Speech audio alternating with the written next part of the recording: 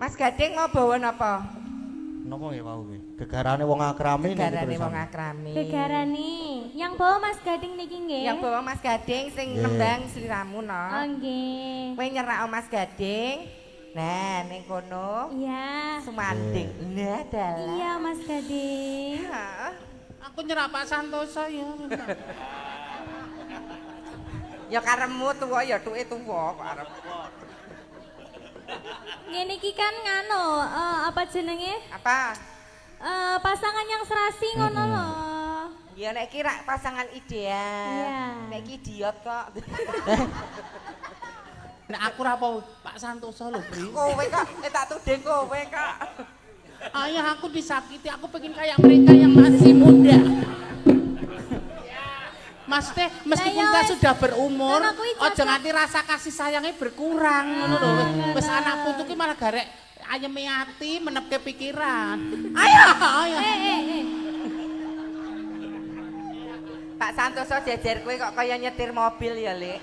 Lah ngapa? Hawane pengen meresnel wae. Monggo ndok lintang. Nggih. Ayo Mas Gading. Kula riyen iki. Heeh. Wis jare. Kok diceraki Dik Lintang kok Sepiro? kaya grogi ngono to. Oh, aku kok grogi. Lho, tadi salah tingkah ngono. Sepiro iki semene? Mbak kaya Pak Santoso iki lho tak cedhaki jarike langsung sesak. Lah. Lah Mas Gading sesak apa enggak? Sok-sok. Ayo Mas Nggih. Gading. Kekarane wong akrami. Saya ambekan. Mbok yo ngawaske sithik ngono. Lah iya madhep rene. Ayah pandang aku. Mosok madhep bure aku. Iya enggak apa-apa. Nyawang aku ini iki lho nek karo Pak Santoso ngene iki lho, nyawang ngene iki. Pak Santoso, mang culek niku lho, Pak. Ngajari adik iki lho. Iya ajarana ya engko tak praktekin ngono. Tekan ngendi to iki mau? Oh iya. Tutu panda tutu rupa. Mas Gading, Nggih. kamu semakin lama kok semakin ganteng Emang sih. ya, gua itu kan Gua? iya, gua habis mulih dari iya dari Jakarta. Dari Jakarta. Iya. Oh gitu. Iya. Semakin jeliteng malah ya. Tangan ngendi mo, Jan? Oh ya. Amung ati pawi tane. Kok Pak Santoso ngapa lho? Karo Ayah Santoso malah dijambak aku. Lah Pak Santoso lho karo kowe lho, Lek. Heeh, Pak Santoso ki gemes lho. Sing diner ki jarene nek Mas Gading mau amung ati pawitane. Nek Pak Santoso ki karepe amung asi pawitane. Lah kowe ra en. Air susu iblis kok.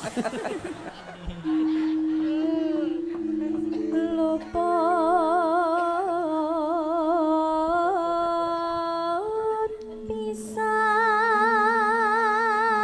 pisan kena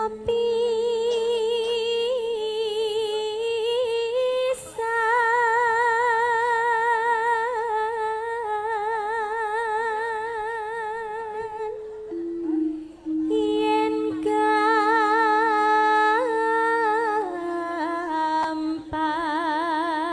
gampang luwih gampang.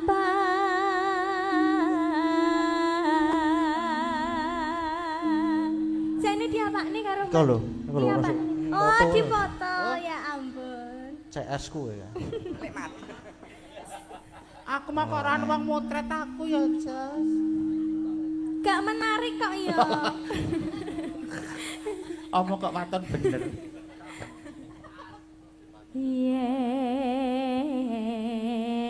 Yen angel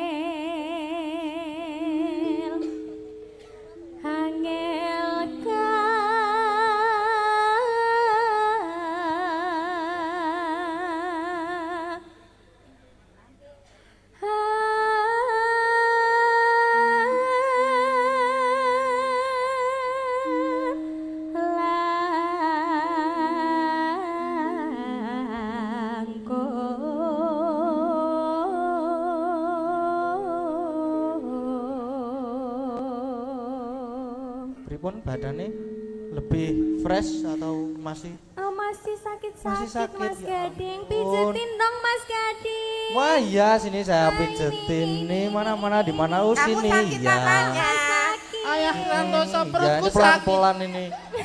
Perutku sakit ayah. Dijejak Pak. Perutku sakit ayah. Ayo Pak Santoso perutnya Ayah. sakit. Ayah perutku. Dupaan Pak. Kok ora kaya lintang karo Gading Iya mau nek tenggorokane aku sama Mas sakit. Gading itu sasweet lah kono. Ayah sakit banget. Tenggorokanmu sakit. Ya tenggorok semuanya. Semuanya. Nek tenggorokannya sakit mbok dilogok. Sok. Aku lho dianiaya akit mau. Kok anarkis. Kok KDRT.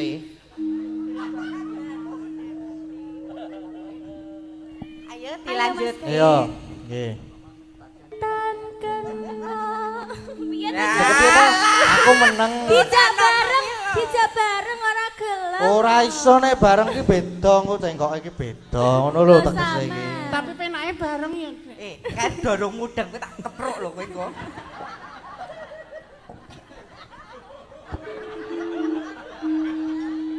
Lek Iki nek men arep ngajari iki. sing elek lek men bunda ki ngajari elek bunda senengane. Ngajari elek lho. Bunda ki. Iya toh Bunda ki. Ma- Harusnya itu menjadi contoh yang baik. Wong ya biasane nuturi. Maksudnya metu bareng ki anak-anak. nek ke mall bareng, jalan-jalan bareng, jalan sehat cari udara pagi Duk. bareng-bareng. Duk. Ora kok sewang-sewangan ngono lho dalam Nek situasi dhisik ya apa. ngono dadi bojo. Aku ya ngono. Ketoke ora iki. Lah ngopo? Lah kowe iki nek rupa nek sing ayu ngono dijak ning mall patut, dijak jagong patut. Ya patut, kayak Lah wes- kowe iki patute gur dijak layap ki. Aura maharip to pria.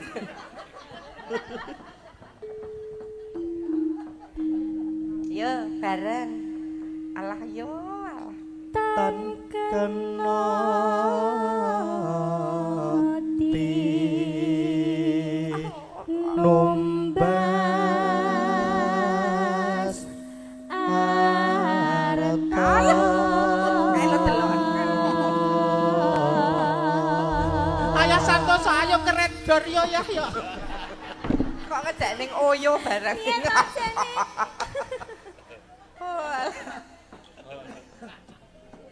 Langgame jenang gula. Iya, jenang Jadi gula. tangan nyanyi di sini apa di situ? Iya. Nyamannya di mana? Yang pertama di sini dulu Oh, ya. ya. Aku tuh agak capek jadi butuh istirahat sama Mas Gading. Ya Allah. Kono sing gandrung kok susuku sing nglumpuk ya, Mas. Sekarang yo mengkane Bu. Ayo Dek Lintang.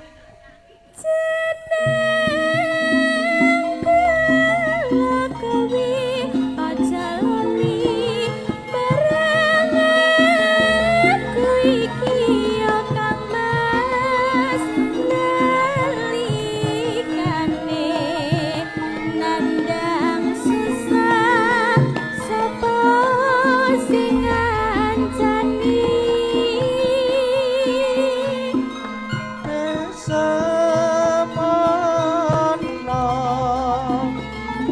kun tresno sarta tetep setya penilas turun ate gawe lan gawe kuciwa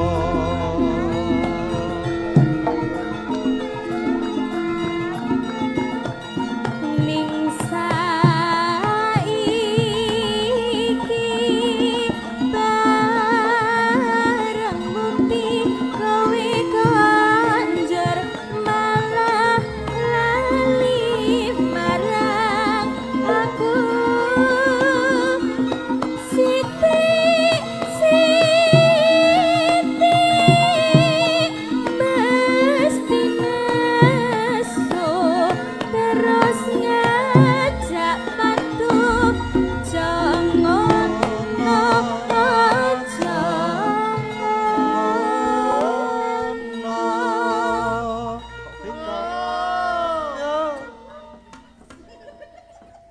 Goyang kram to beri. Kowe aja melu-melu lho, Nduk. Yang apa? Lah kan kowe wedok Oh iya. tenan. Nek nggone apik karo gur sepete mbok ya sebenarnya. Gur gomah tinggi.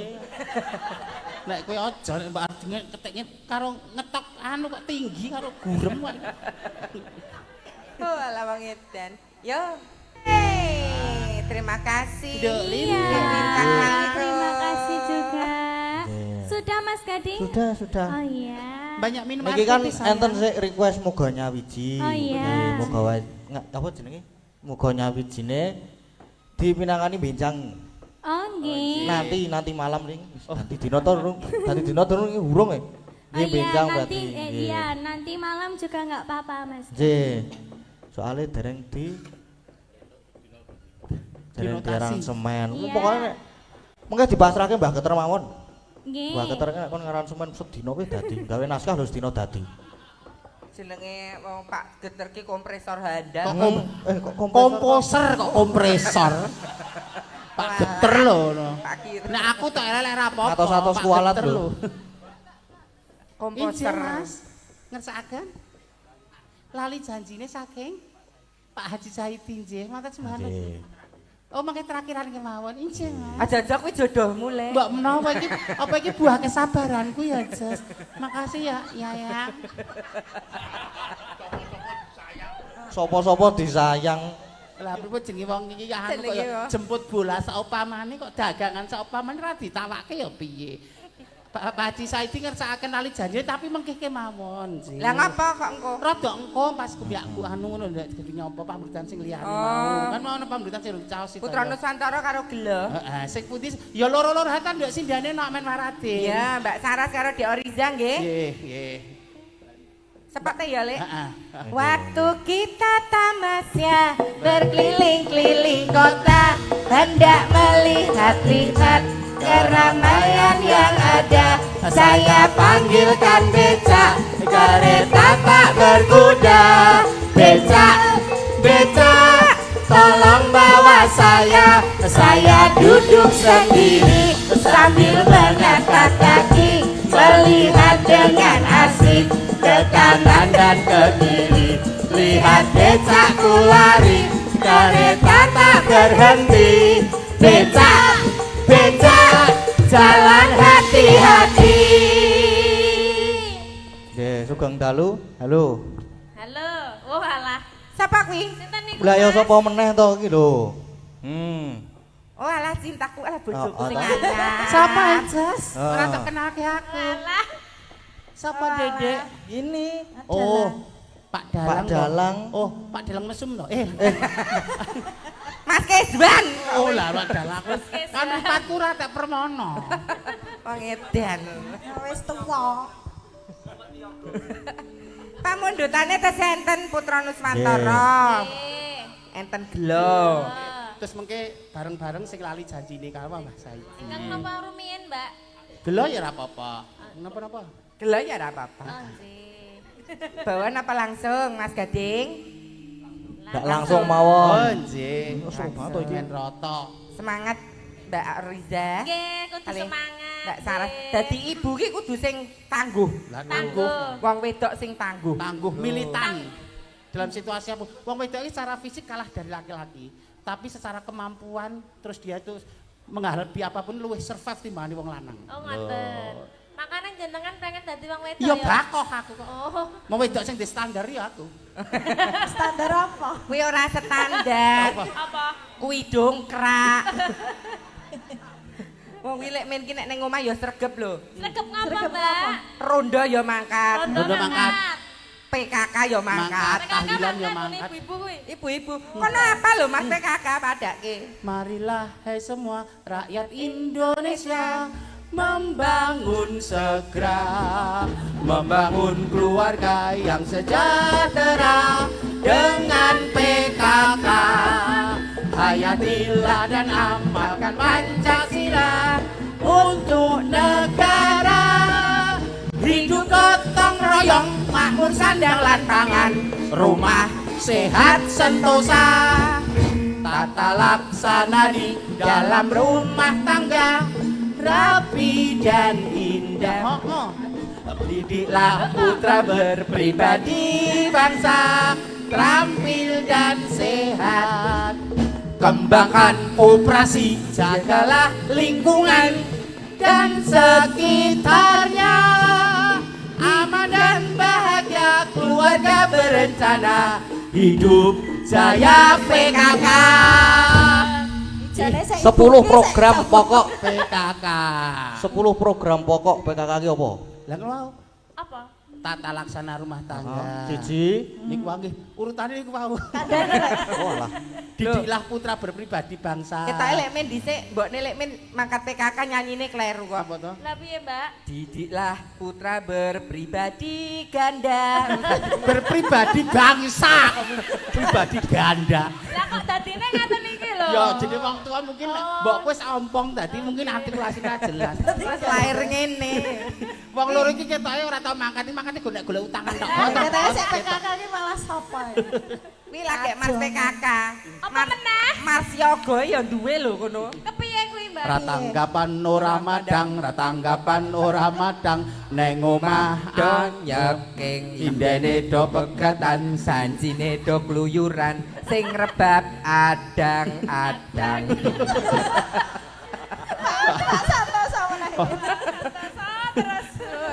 kok wong golek duit kok ati-ane ono. Ayo. Ngerti nek esuk jatuh tempo barang ya. Ayo, gela. Gela nggih. Terima kasih. Sami-sami. Matur sembah nuwun.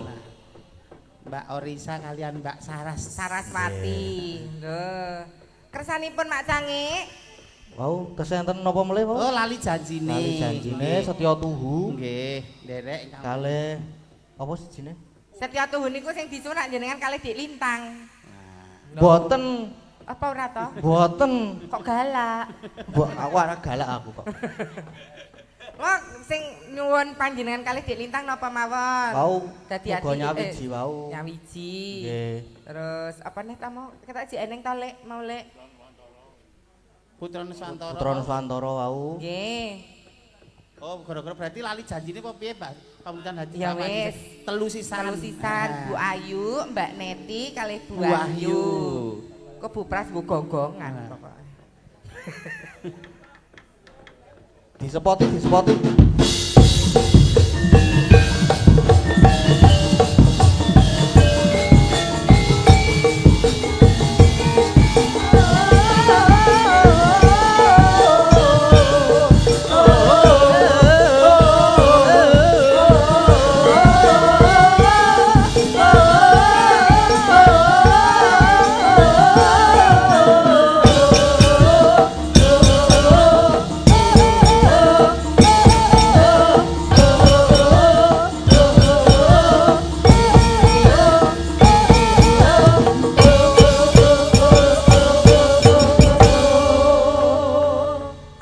Sugeng dalu Bu Ayu.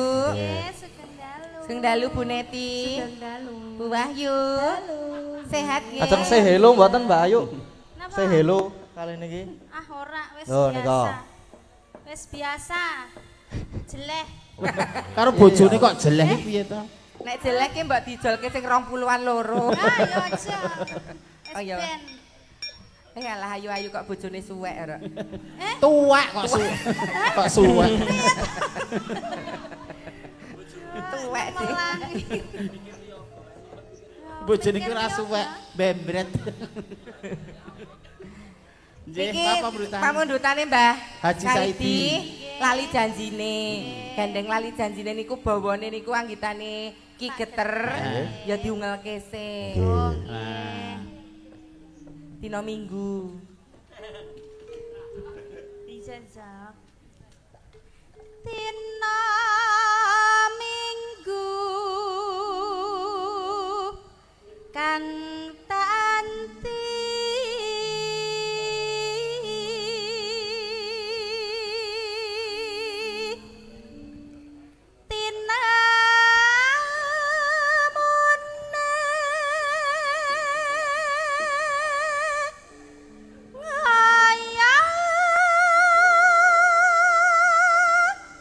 Wah,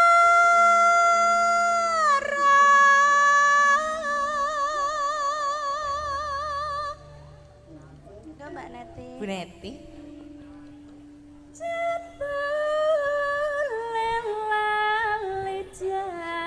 Lalijan jine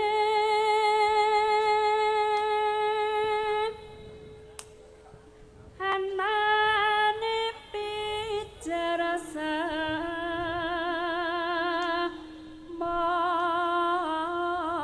maya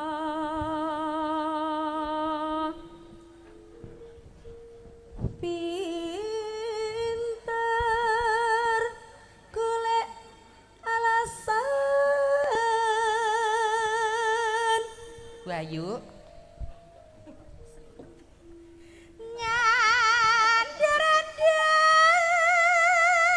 nyandar-ndar angen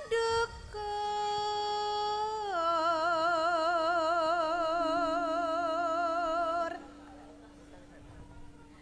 Melu goyang sogok-sogok keri. Saka keri. Batine muga-muga muridku do ora nonton. Muga-muga muridku do ora nonton. Ayo dicoba sik, Ya, Bu sik, Ayu. Ya anu sik buak. Kowe sik ajarane sik. Ayo sogok Mas sogok Deru. iki piye Sogok, sogok, keri, keri, keri, keri. Sogok, sogok, keri, keri, keri. Sogok, sogok, keri, keri, keri. Lah. Ayo Bu Ayu. Yo Bu Ayu. Bu Ayu sik. Bu Ayu sik. Kaya ono pire kae lho.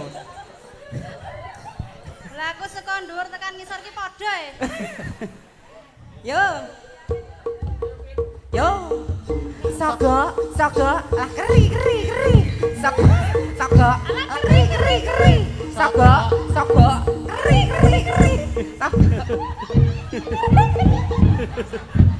Kono malah gur keri tok kok, Pri. Ora digapak-gapak kowe keri tok. lah aku anane meng keri wae Pemagur kaya mentok tingling ngene. Bu Neti. Ayo, Bu Neti. Bu Neti Berarti kalusan lho, Pri. Ya ora apa-apa. mboten wangun ayo isih Dicoba, dicoba nggih Bapak Ibu. Ya. Nggih lho. Bahaya. isih keri ora Sogok, sogok ala keri, keri, keri. Sogok. Pak Pri yo aja Kyai sepuh lho, Pri. Lho, iki ya separa umurene kudu melu tren saiki. Tren saiki Lho, ya. Bu Ayu. Ay, ayo Bu Wahyu aku wis keri sik masih golek dalan kok. Roti kapak-kapake kok keri. Yo, yo. Ayo Bu Ayu. kok didengkul Yo, Mas Ayu. ayo isih aku Sogok, sogok. Bu Guru. ala keri, keri, keri. Sogok ala keri, keri, keri. wah kulune nggo tangan ya carane dhewe-dhewe to wah nek caramu nggo tangan lah iya Maksudnya iki kan kaya aku bareng kan keri nek di kupingku dikilini ngene kan keri kan dhewe keri ini kan beda-beda. Piye Agnes karo Riza pengen. Alah yo, sisan. Oh, Bu Pras yo pengen Oh, Le. ah kuwi. Wah, Pri. Ayo Bu, Ayo, Pras. Bu. Tata nggih Bah. Bapak Ibu nggih. ayo Bu Pras Bu Pras, Bu Pras. ayo Bu Pras ayo Bu Pras sini Bu Pras ayo isih keri Bu Pras keri Bu Pras keri. wis ra krasa keri ora ngopo-ngopo ya ora Oh, alah. Goyang contoni Lho, Mas Heru. contoh nih. Sogok, sogok. Ah, keri, keri, keri. Sogok, sogok. Ah, keri, keri, keri. Yo. Ya ora kaya ontrung lho. Ora kaya ontrung. Lu tunjukkan bahwa usia tidak membatasi, yuk. Iya. Sogok, sogok. Ah, keri, keri. Gue. Sogok, keri, keri, keri. Sogok, sogok. Ah, keri, keri, keri. piye Piye, piye Mas Gading? Piye? Sip tenan aku. Sip lah ya. Sip ngono kuwi. Loh, ternyata. Sip. nah di alam taro dalange Tuwa ke jos. Os. Nggon tenaga isih wel. Wel. Nek isih wel lho. Kok ngerti wel barang iki lho. Beleh-beleh tenang.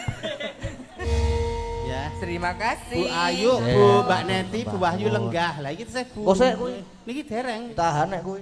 Lah. Ditahan lah nggih. Wis lah salsake dalange selera tuwa ya. Coba isih ditahan. Arep tak kon asah-asah mian. Hah? Tak kon asah-asah mian. Kembang rawe pemundutan Bu Kasih. Lho apa dirogokke? Lho apa dirogokke lho. Oh, dirokok. Tampani Bu, jangan tampani Bu, lho dirokok. Karo mumbul, culut. Olah men duit kok kon mumbul sole. Ya wis ora asah. Lho bukake Bu. Lah, monggo. Matur nuwun nggih Bu, mugi-mugi berkah barokah. Bu Kasih. Laris melu-melu Mbak Maimin. Bu jenengan apa? Mesake pahlawane. Mbok menawa ya ana sing ngenyang barang. Oh alah. Nggih pun beto tahu matur nuwun nggih Bu. Sembah nuwun Bu. Walah tahune niki sing ngene Bu Kasih. Yo elah enake. Enak kaya tahu kula.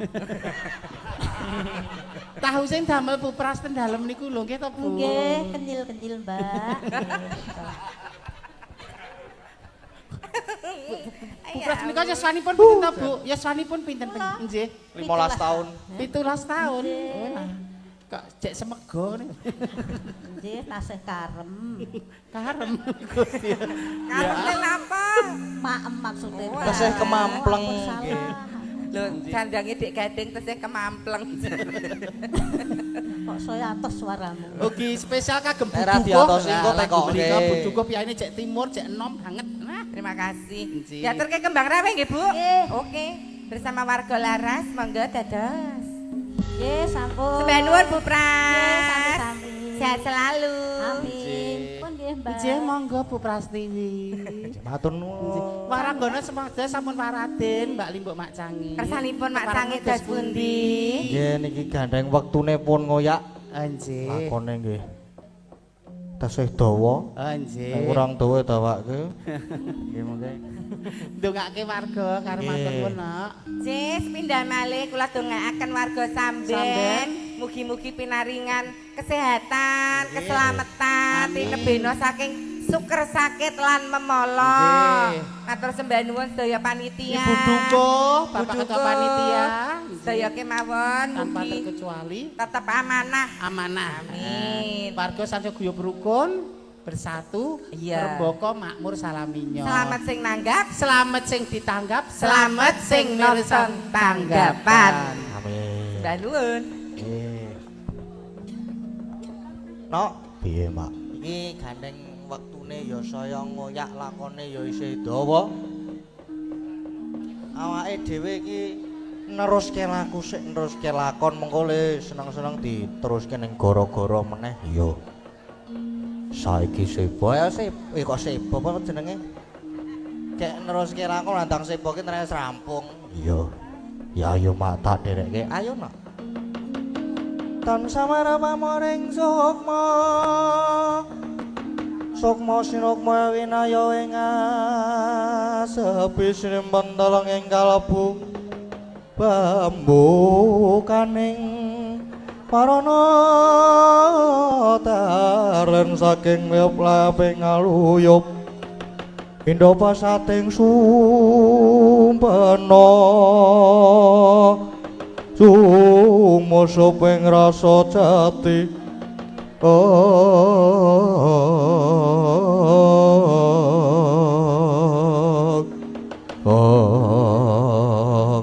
Sinegek semanten gendika capek ngamu wonten sak jawining pendhapi pringapus nenging sang Hyang Jagat Girinata ngawi dhateng ingkang raka Bathara Narada miwah sangyaning para Durandara Solanya pating bleber pating celor pira tirta blutakaning daratan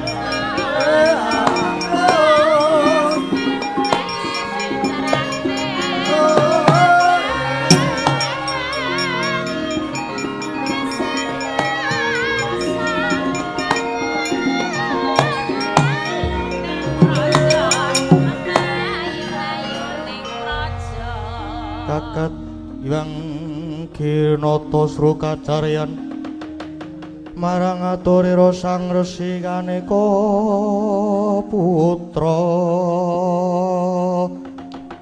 saksana gya nyidikara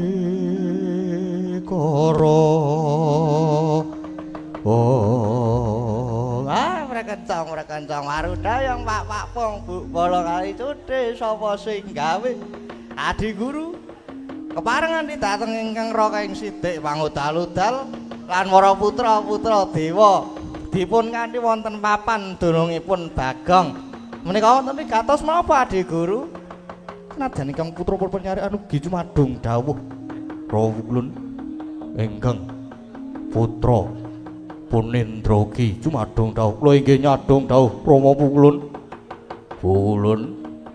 kula inggih nyadong pangandikan Pulun Kakang Narada marmane ulun tedhak utawi humyang marcapada marepake ungganing Bagong krana nalika semanten nampi dawuh dipun timbali Kakang Ismaya lumantar pameling dene suraosipun Bagong kalenggan menika gadah gegayuhan badhe mbangun desa nanging wonten syarat lan serananipun Bagong badhe mbangun desa lajeng serananipun menapa Adi Guru Bagong nyuwun supados kula maringaken wujudipun plemper tangga jiwa lan jambu depa nirmala monggo menika daharenipun para dewa ingkang lha nggih lajeng paring Adi Guru maringaken apa mboten dereng Kakang nanging perkawis menika malah saged kula kangge pancatan anggen kula badhe ngendih dhateng Kakang Semar lho malah kangge pancatan ngendih Kakang Semar niku pripun Adi Guru nggih kangge pancatan anggen kula badhe ngendih panguwasanipun Kakang Semar pramila kula badhe minangkani panyuwunipun Bagong nanging srananipun Kakang Semar kedah nyembah dhateng ulun. Loh.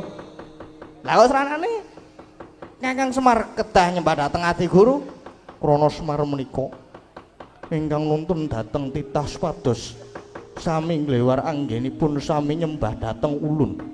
Ingkang dipun kersakaken Adi Guru kados pundi?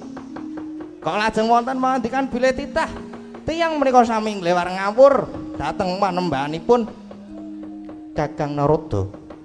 Sesembahanipun jagat raya menika namung dhateng Bathara Guru boten wonten sanesipun. Lho mangke riyen sesembahanipun jagat raya menika inggih dhateng ingkang nyipta jagat raya saisine inggih menika Gusti ingkang Maha Agung ingkang Maha Suci. Lah kok ta inggih namung Bathara Guru panguwasa tunggal donya prapteng akhir mila selagine Semar niku tasih urip nggih niku sing giring menungsa supaya padha bekti nindakaken limang wanci jroning sedina sewengi terus dadi kandhani wong sugih kudu padha andum rejekine marang wong miskin utawi ingkang dipun westani zakat fitrah banjur sing waras wiris malah kon nindakake kudu poso lah mekaten menika yaktine namung giring menungsa pados sami nyembah marang pangeran lah nggih pun leres Kakang Semar niku yen manembah jati menika namung dumateng zat ingkang murwing zat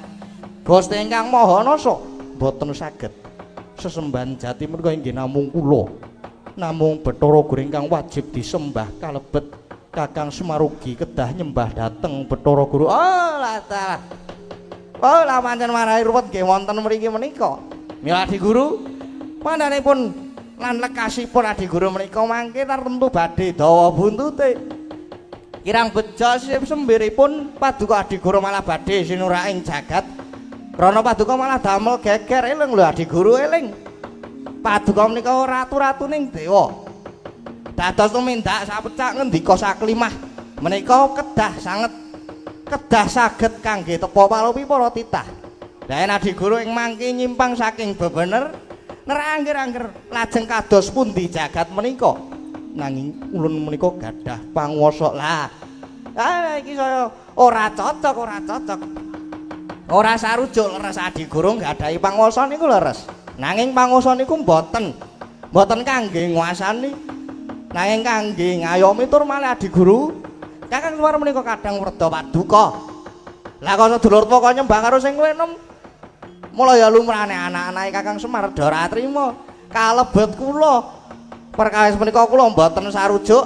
Dadosen wonten menapa-menapa kula tunggak waro tunggak dadap ora melu-melu ora melu nggarap. Dadosen Adi Guru mangke nampi welaking nampi wewelak mangsa nggode Adi Guru. Caca muntaplir genetap netra kocak ngundarandir.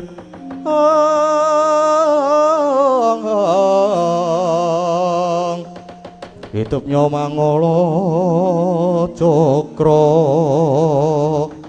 Oh, kathah-kathah pengendikanipun Kakang Narada menika malah namung ngina kalian ulun ya Bathara Guru. Wosipun yen Kakang Narada mboten nayogyani monggo Kakang Narada wangsul malih mawon ing kayangan perkawis menika ulun tanggunge lan ulun ingkang badhe ndadaki. Lah rak ngaten. Pun, kula ora melu-melu nanging tumrap kula bot-boting urip sawiji-wiji mekaten namung ngunduh wae karma para. Sapa nandur bakal ngunduh. Mang titeni mawon yen ala mboten badhe tumama ing becik Adi Guru.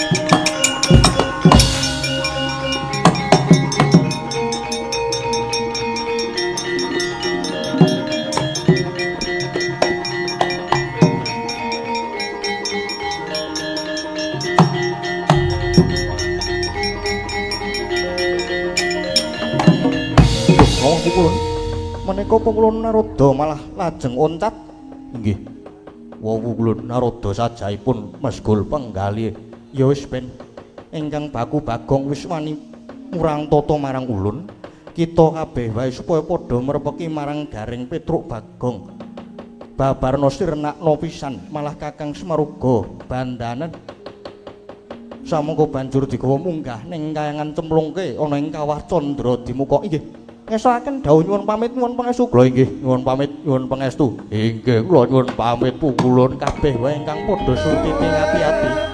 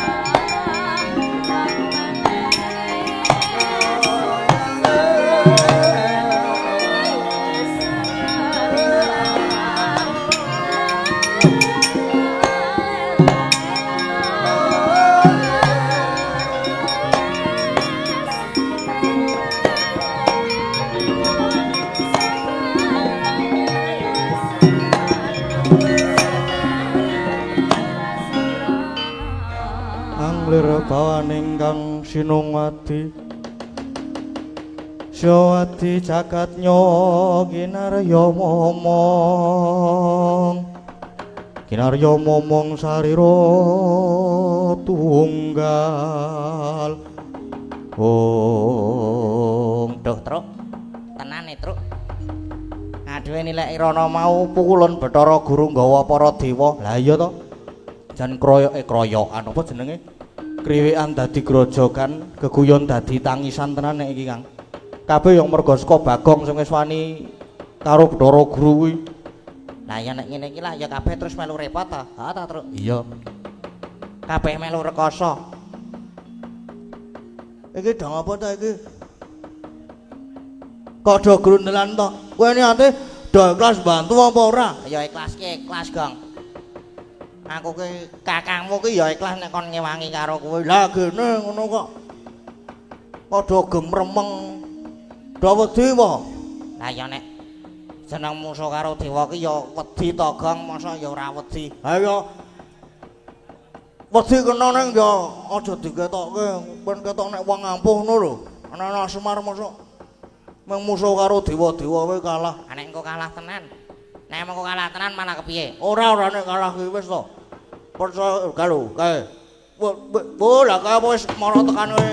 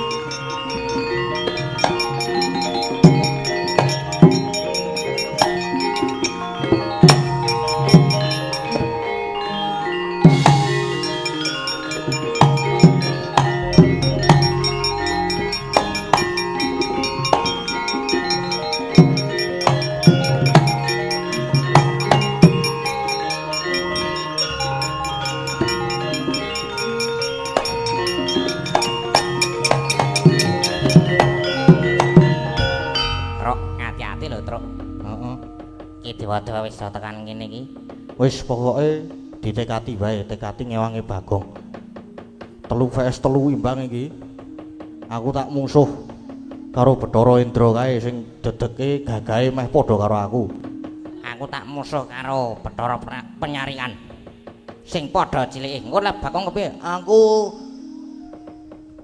wis ben musuh sing mrengangah kae, Rama Dipati, srapopo. Kae dewa tukang jabut nyawa. Tak ladenane padake. Iki Punakawan ing atase mung titah nanging lha kok padha ninggal tata krama. Nyatane Bagong malah wani nantang Rama Pukulun Bathara Guru. Yo anggepe apa Punakawan iki? Oh la dalah. Sajake doani tenan karo dewa. Jabut nyawamu wis ben ayo dadi wanene. Nek perlu rasah basa iki ngopo basa barang Punakawan? Anggepe apa karo dewa kok tanpa tata krama? Wis ben. Ora perlu dadak ngajeni karo dewa. Anggepe apa? Adhiku Bagong duwe kekayaan utama bakal bangun desa. Kok Bathara Guru ora trima bapakku Semar malah kok nyembah karo Bathara Guru. Anggepe apa? Anak-anake sing ora trima. Truk.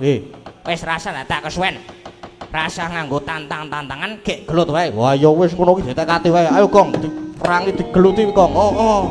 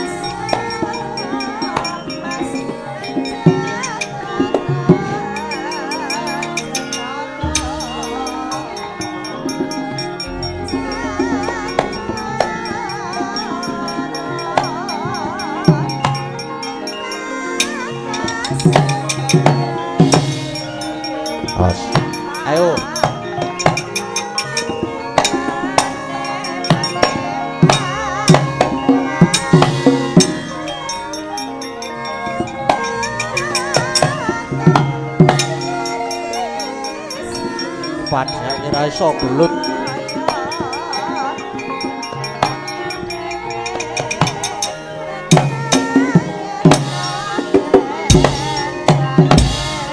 Sambato.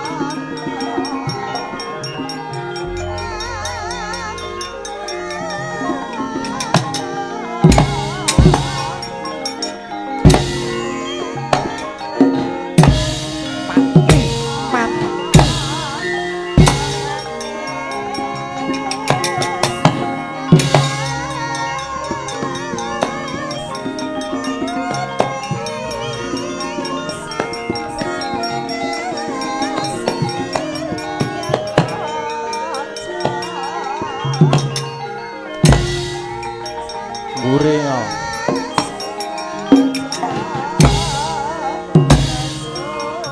Kepala. Padiake cah ampuh. Mati.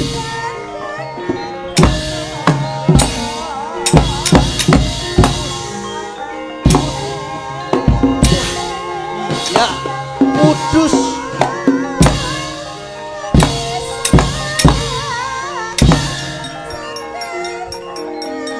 Ayo, mat sore ini Petruk.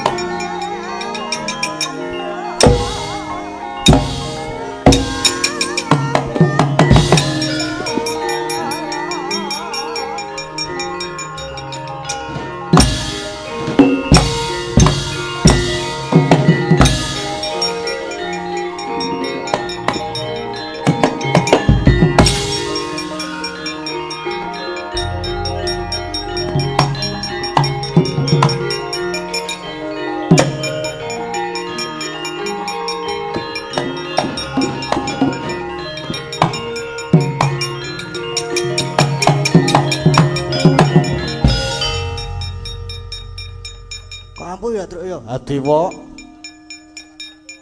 Tak antem nggon sirah ki ora ngopo-ngopo, nggon dhuwur ki ora masalah. Lah yo aku yo ora ngerti, aku yo ngono, Gong. Wis mempeng lek ngampleng bres. Lah kok kaya tanganku ki mandek lecekilan saka sirah. Ha apa? Aku ora memperhatikan iki mau. Kang Gareng kowe Kang Gareng. Aku ya padha kaya ngono kuwi. Tak kungfu barang. Tanganku lek klawe ngono kuwi arep tekan nggon kene iki ana apa jenenge lete sakilan. Waduh, lagi ke le arep mundurke kepiye sik tak ngeling-eling.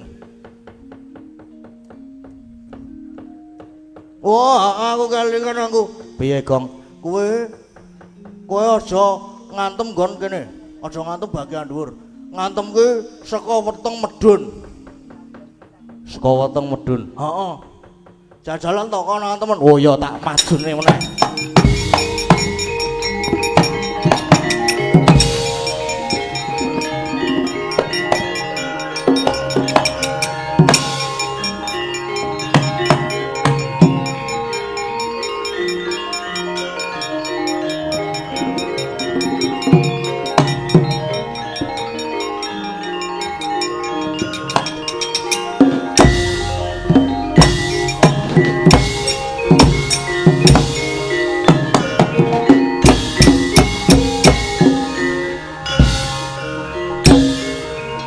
Biar kowe.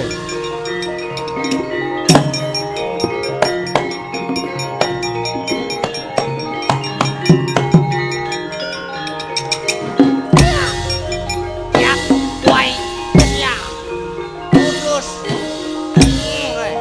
Ya.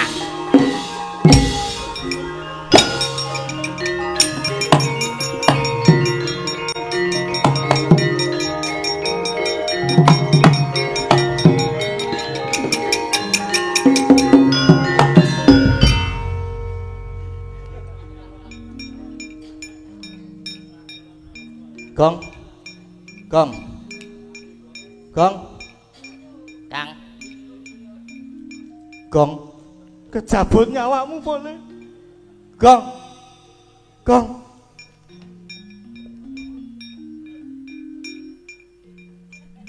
Kecabut reng. ya wis tinggal minggat wae ngopo to?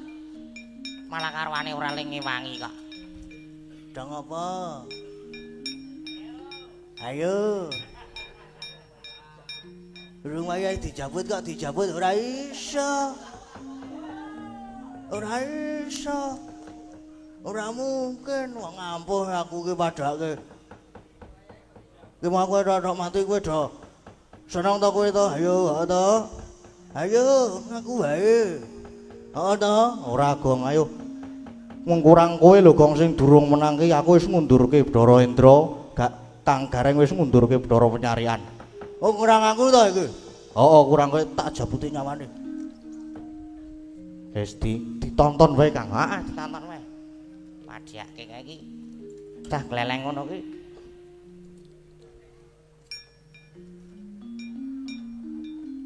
Medun, Mas. Iso ora kok iso urip kleru jabut.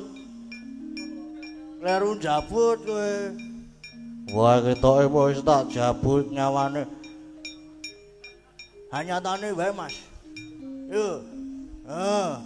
Iso urip, Bro. Padahake kowe iki jabut iki sesuk ajar sik. Ajar sik sinau sik sing bener. Wis kadung mlebu awakku blus mertu kok rasamu nyawa. Lho isin to? Isin aku, Mas. Tak contone kok ngene. Apa kowe iso wae? Waduh.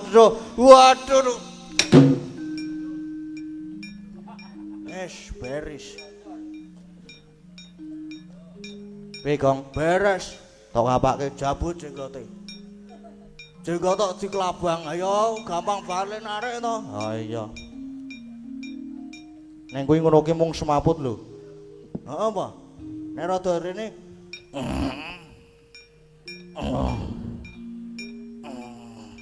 Waduh. Gong kowe ngopo, Gong? Ora kok. Apa jenenge? Kaset aku kuwi. Neng kok rada ana grenjel-grenjele iki apa ya, Truk ya? Mulane kok gek digorono wae mesake kanca-kancane lu mundur done kono kok kuwi nang kono dhewe. Syarat wae, Bro. Rene, Mas. Oh, Bagong iki kecem tenan nek Bagong iki. Anarkis e Bagong iki. Ayo Rono.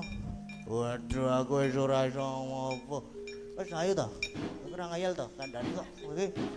Ane. Oke. Ayo Rono yo. Ora ngayal to kowe iki.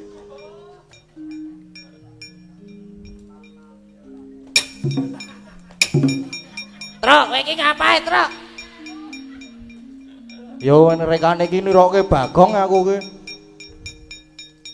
Waduh aku lara kabeh awakku. Ayo Rono. Iki sarana apa nak jabut jenggotmu meneh kowe. Wah iya tak mundur. Padhake kene iki cah ampuh, Bro. Semben ayo ndi dewa ndi mrah sing arep maju perang musuh Bagong.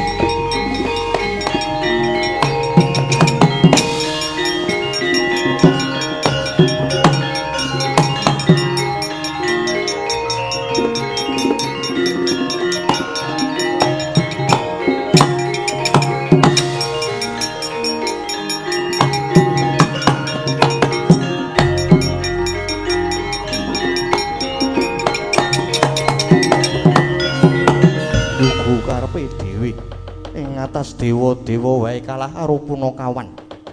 Punakawan gawe wirange para dewa Cis Trisula Tampanana.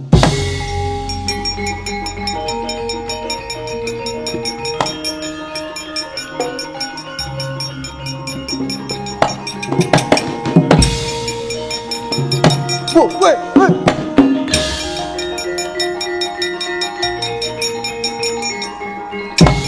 Rono wae.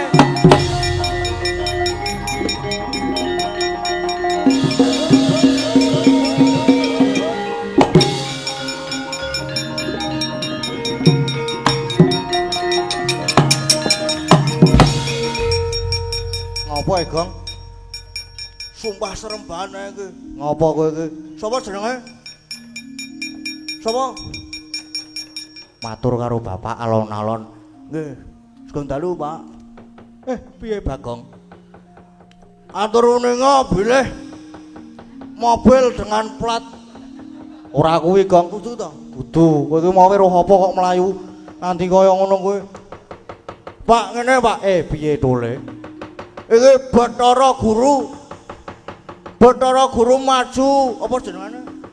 Maju perang sang Cis Trisula. Guru tak adepane kene.